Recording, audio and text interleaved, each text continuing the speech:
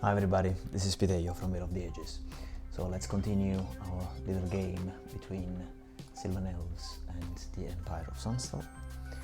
We saw in the previous video that the Sylvan Elves are going to start their turn. We can have a quick look at the army for the Sylvan Elves. We have a Druid in here. The Druid is inside a unit of Sylvan Archers. We have a unit of Dryads and we have a unit of Wild Huntsmen. And as we've said before, you can see all of this information here in the booklet. The Druid has Truthful Time and Healing Waters as spells. So let's start with the first phase, charge phase of the first turn for the Sylvan Elves. It is too soon to charge, so let's simply move to the movement phase directly. Now, I suppose that the archers could stay in here and benefit from cover. The Dryads, however, will move towards the center, because as you remember, the objective of the quick starter game is to get into this area within 6 inches from the center of the board and have more units than your opponent by the end of the game. So we will go forward with these, and given the situation, we'll probably also move the Wild Huntsmen up to the hill, so that they can have a good view of what is going to happen on the field. So, in the movement phase, we know that the Dryads have movement 5, everything in the Sylvan Elves army has movement 5, except for the Wild Huntsmen, which have advanced 9, and we double them for marches. Now, this is going to be interesting because it's going to show us how we're going to move. So, we know that we want to be within 6 inches from the center. We are 12 inches away from the center, maybe a bit more, because we haven't deployed at the very end of the plot line. So let's say, to keep things easy, that with the Dryads I want to move, let's say 7 inches forward. Simple, straightforward movement. So I go here, I select 7 inches for the movement distance. I box select my unit and I press the forward key on my keyboard. And now, this means that I have moved 7 inches forward. If I activate my victory zone, I should see that I am already claiming the objective. Hello Hambi, this is a Dryad miniature sculpted by Little Joe. It's really pretty, I love it. Anyway, I'm blabbing. Now, what are we going to do with the Wild Huntsmen? Well, the Wild Huntsmen are cavalry units. They are very strong when they charge. As you can see, they have devastating charge, +1 attack, +1 strength, +1 armor penetration at the bottom. So we don't want them to be charged. And this means that we should keep far enough from the heavy infantry here of the Empire, which is deployed here and which has inside both a wizard and a marshal. So we would rather not get charged by this unit. How do we know how to not get charged by this unit? Well, we simply activate the line of sight tool, and as you see here, we have lines for each inch, and the lines are transparent for each inch, and then every 3rd inch they are actually whiter and see, a tiny little bit in relief. So this would be 1, 2, 3 inches, 6, 9, 12, 15, 18, 21, 24. Okay? Now this means that if I want to be outside of the charge capability of this heavy infantry, I will have to move 12 inches plus the movement or the advance of the heavy infantry, which is 4, as you can see from here. So if I'm 16 inches away, I'm fine, I can't get charged. So if this is 3, 6, 9, 12, and this will be 15, it means that if I'm over here, behind this line, then it means that I cannot be charged. You can also set the terrain as a 2D piece if that's more practical for you. Now, if I want to go in this in this area, okay, let's say around 15 inches, and I want to face my opponent in this direction, then maybe I can wheel towards south, then advance, then wheel again, and then advance. I have 18 inches movement with this guy, so I'm fairly okay with the idea that this is going to work. So how do I concretely do that using my keyboard? Well, first of all, you select the unit, you box select with the mouse the unit that you want to move. Then I decide that I want to wheel in this direction, okay? And I decide that maybe I want to wheel in that direction by, I don't know, what's that going to be? 2 inches, maybe? Let's try. So I press the wheel right button, and you see that my unit has wheeled. Now at this point, I want to advance up to here and then wheel again. So in that case, I can calculate the distance. I know this is more or less 6 inches. We can make 5.5 if we want. Yep, let's make it 5.5. So I move first by 1/2 inch and I go forward, okay, and then 5 more inches. So this way it's 5.5 advance, 2 for the previous wheel, so we are at 7.5. As I said, I can set this to 2D to avoid being in trouble. And now I advance forward by 5 inches and I place myself in the right spot. And now I can wheel in the opposite direction. So let's say I'm going to make, I don't know, 4 inches. So 7.5 plus 4 means 11.5. Let's do the wheel in this other direction. Okay. And now that I'm here, I'm 11.5. That means that I can do, I don't know, maybe 2.5 and go to 14 inches total movement. Okay? And I would end up being here on top of this elevation. All right. I can also put the elevation back in place, and that would give me the 3D vibe of the units back in place. All right, so let's check if I moved correctly. Well, as you see, this is 16 inches and a tiny little bit. So these guys cannot charge me. I'm fine in that respect. Cool. So I would say that this concludes my movement phase. I have essentially done nothing with my archers. I have advanced with the Dryads, and I have put the wild Huntsmen over the hill, far away from the opponents that might charge. So this concludes my movement phase, so I can go to the third phase, which is the magic phase. Now in the magic phase, what I will need to do is to roll a flux card. So I press R to randomize the deck, to shuffle the deck.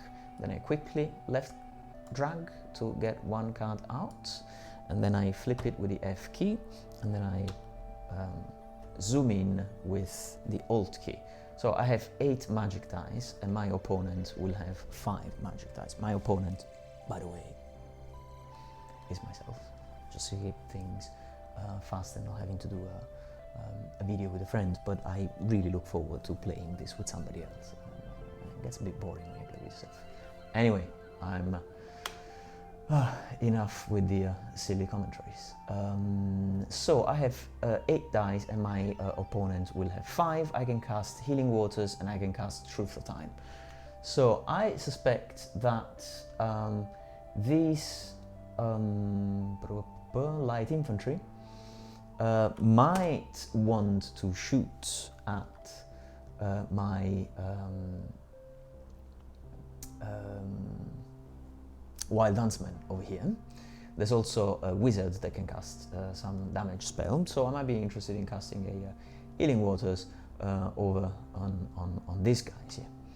So I take the Healing Waters marker, I put it next to here, and I say I would like to try and cast this spell with these guys. Now you have to check the range of the spell.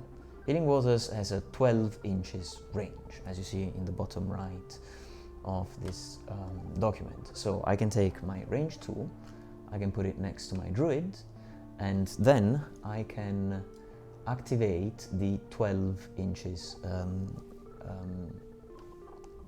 range measure by pressing the key 3 on my keyboard, and I see that I cannot cast the spell over these guys. It's too far away, they're too far away, so instead I will rather cast the spell on the units of archers itself, because the Dryads already have Aegis 5+, so they don't really need it.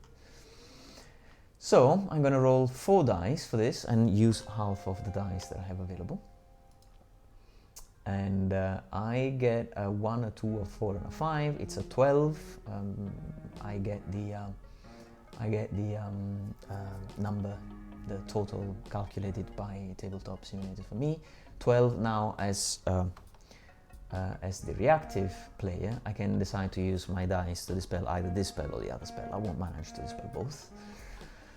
And something tells me I might want to dispel this one. Okay, let's try and dispel this one. So that means that the Imperial player at this point would roll 5 dice here, and I would make a 21, which is more than 12, which means that the spell is dispelled. So that didn't work. No Healing Waters on my archers.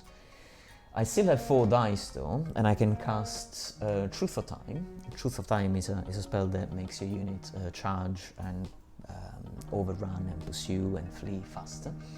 And this time it has a 24 inches range, so I can I can hover over my range tool, I can activate the 24 inches, and this time, as you see, the Wild Huntsmen are within the range of the spell. So that's what I'm going to do. I'm going to take 4 dice and I'm going to cast the Truth of Time, and as you see here, the casting value is 5, so I need to make a 5+. Probably only going to use 3 spells, because if you roll 3 dice and get the same result, if you get 3 equal results on a roll of a dice, then something bad can happen to your wizard. So let's only roll 3 and reduce the chances of that happening. And I get a 9 total, which is higher than the 5 that I needed.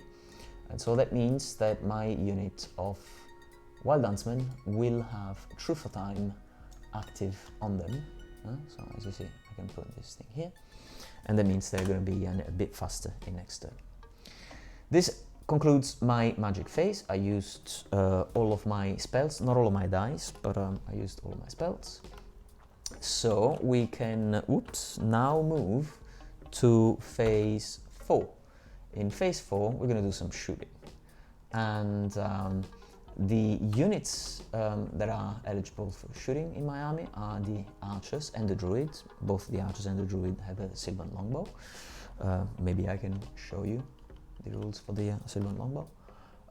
1 hit, range 30 inches, strength 3, armor penetration 1, ignore to hit modifiers for moving and shooting. So maybe I might have advanced and then shot.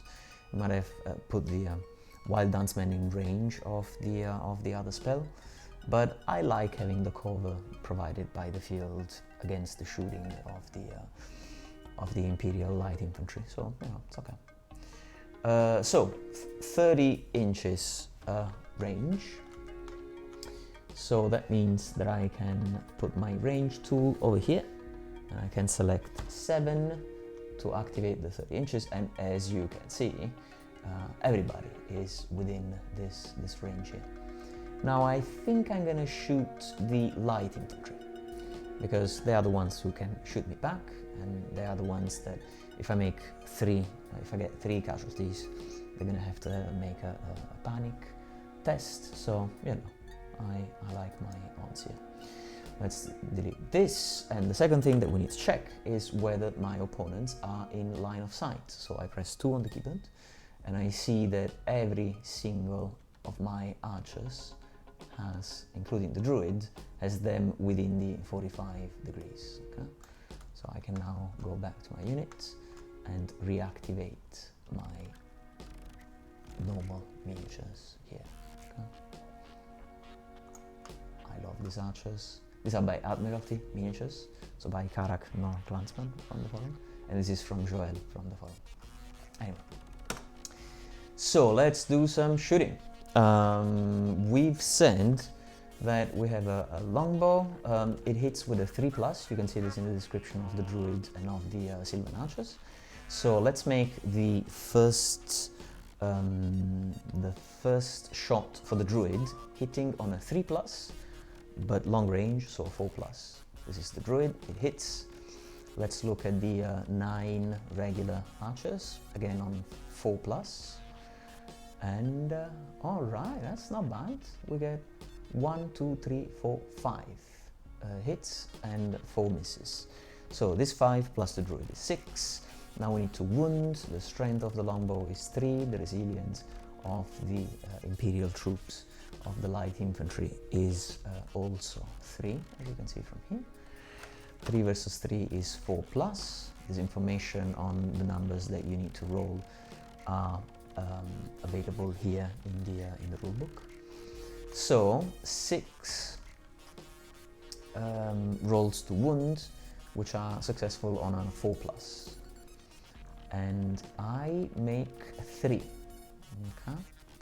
So do the archers, do the handgunners from the Empire have any armor?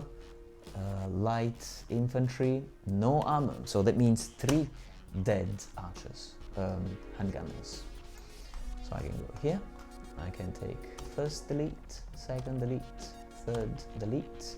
So we have 3 dead light infantry. So we need to make a panic test because this is 25% or more of the unit. They have a discipline of 7, but they are quite close to the marshal. Actually, they are immediately next to the marshal. So the marshal is talking them out of freaking out. They can use the discipline of the marshal, which is 9. Much better. So let's roll 2 dice and see whether, see whether they stick around. And I roll a 4 and a 3. Okay, so they stick around, but you know, it was a bit scary. Phase number 5 is the combat phase, because we've done all of our shooting, but we have no ongoing combat. And so that means that the first turn for the Sylvan Elves is over. Okay. I think this is a good place to stop the video before we move to the next turn from the Empire of Sonnstahl. See you in the next one.